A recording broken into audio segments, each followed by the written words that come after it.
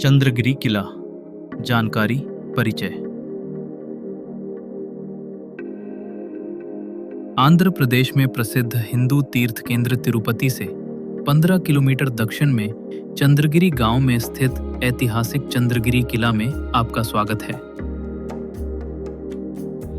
इसे निचला किला और ऊपरी किला भी कहा जाता है। चंद्रगिरी नाम चंद्र अर्थात चांद और गिरी अर्थात पहाड़ से लिया गया है, क्योंकि यह पहाड़ी अर्धचंद्र के समान दिखती है। इस पवित्र पहाड़ी का नाम चंद्रदेव के नाम पर रखा गया था, जिनके बारे में माना जाता है कि उन्होंने भगवान शिव से वरदान प्राप्त करने के लिए यहां तपस्या की थी। इस किले की स्थापना 11वीं शताब्दी में यादव राजवंश के एक सरदार इमाड़ी नरसिम्हा यादव राय ने की थी।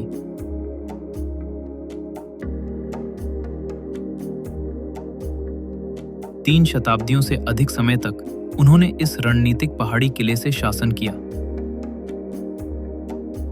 जिससे यह आसपास के क्षेत्रों को नियंत्रित करने वाला एक शक्तिशाली गढ़ बन गया। 14वीं शताब्दी में चंद्रगिरी का भाग्य नाटकीय रूप से बदल गया, जब यह शक्तिशाली विजयनगर साम्राज्य के नियंत्रण में आ गया। यह इतिहास में इसके सबसे गौरवशाली अध्याय की शुरुआत थी। सालुव नरसिम्हा देव राय के शासनकाल के दौरान यह किला अभूतपूर्व प्रमुखता पर पहुंचा और विजयनगर साम्राज्य की चौथी और अंतिम राजधानी बन गया। इस किले का सबसे शानदार संबंध सम्राट कृष्ण देव राय के माध्यम से आता है।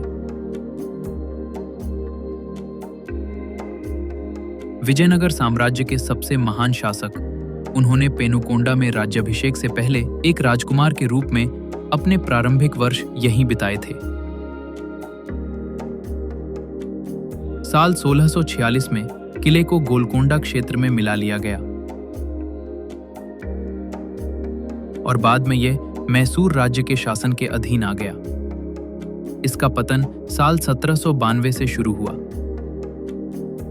चंद्रगिरी परिसर में दो अलग अलग खंड शामिल हैं, निचला किला और ऊपरी किला। निचला किला समतल मैदान पर निर्मित इस किले ने प्रशासन में महत्वपूर्ण भूमिका निभाई। यह वह जगह है जहां शाही दरबार आयोजित होते थे, संधियों पर हस्ताक्षर किए जाते थे और दूतों का स्वागत किया जाता था। निचले किले के भीतर इंडो सारासेनिक शैली में तराशे गए दो जीवित महल खड़े हैं।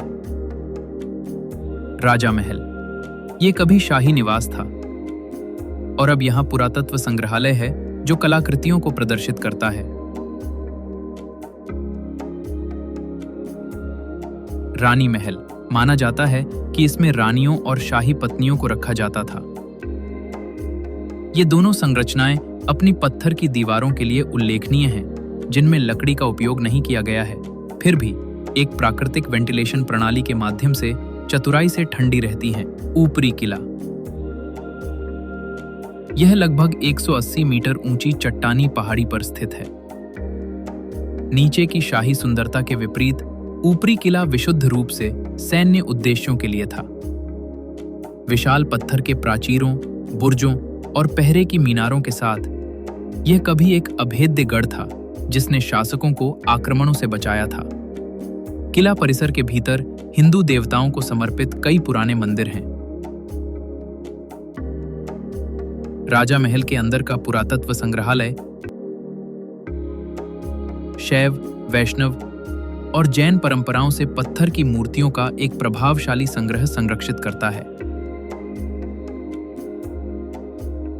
यह चोल, विजयनगर और उत्तर विजयनगर काल के उत्कृष्ट कांस्य मूर्ति भी प्रदर्शित करता है। हथियार, पांडुलिपियां और सिक्के भी देखे जा सकते हैं, जो एक बीते हुए साम्राज्य की कहानियां सुनाते हैं। आज भारतीय पुरातत्व सर्वेक्षण की देखरेख में चंद्रगिरी किला न केवल अतीत के अवशेष के रूप में खड़ा है, बल्कि आंध्र प्रदेश की विरासत का एक जीवित इतिहास भी है।